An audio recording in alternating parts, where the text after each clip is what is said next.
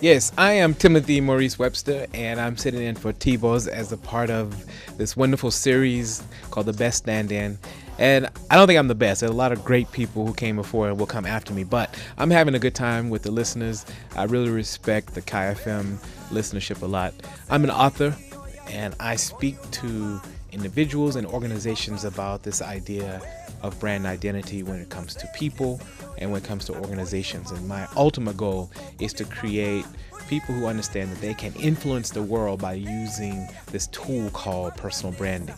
And organizations can influence people if they have a right brand where they are interested in impacting their people.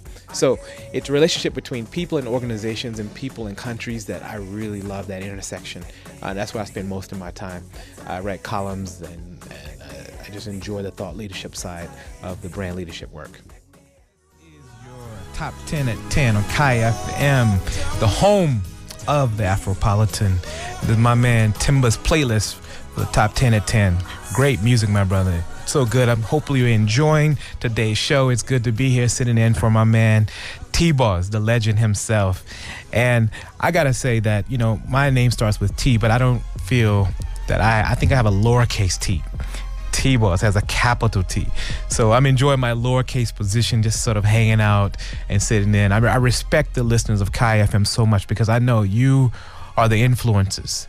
On a daily basis, these are the people that I get a chance to engage and deal with in my work. And whenever I'm doing workshops or consulting around this personal branding subject, I know who you are. And I know that you are the people who have sort of influenced and changed my life. I have 5-6 mentors, and I know you are the ones that are listening to the show. So all of you that are listening, thank you so much for tuning in and giving me this opportunity. Did you know that 30% of happily married couples, the man is raising a child that's not his, but he thinks is his? Did you know that when a stripper is stripping, for those retired strippers out there, did you know that when you are ovulating, that you make 75% more in tips? And when you're on the pill, you make about 35% less in tips. That the tip of the stripper depends on what's happening with her body. So what's happening with the language of the body? And why do women, Afropolitan, women of color, have larger hips and small waist? What's this about? So we're going to talk about some of these things and how they influence our decisions. And I think we're going to have some fun. So I'm going to tweet some photos to really demonstrate how important it is. Why do we have such curvaceous lips? And what does that have to do with fertility? These are some of the things we're going to chat to.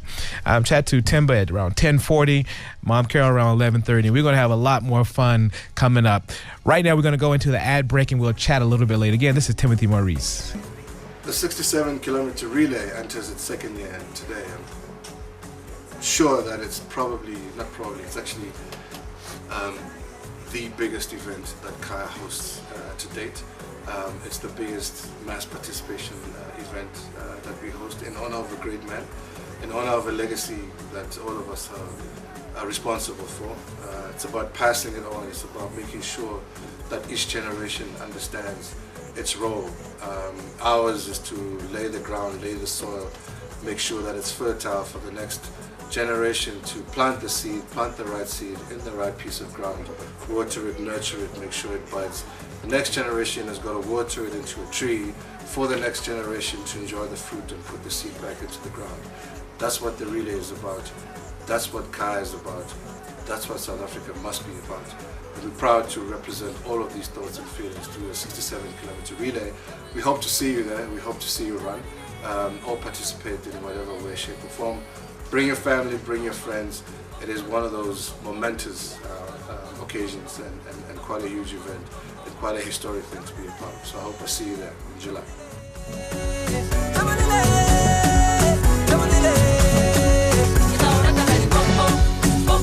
How can you not be happy listening to this song? That is Mafiki Zolo. People tease me all the time how I say the name. They say Zolo. It's not Zolo. I'm working on it, guys. Give me a chance. This is Kai FM 95.9, the home of the Afropolitan. And I remember listening to Mafiki Zolo when I was on my way to join a regiment 7 years ago.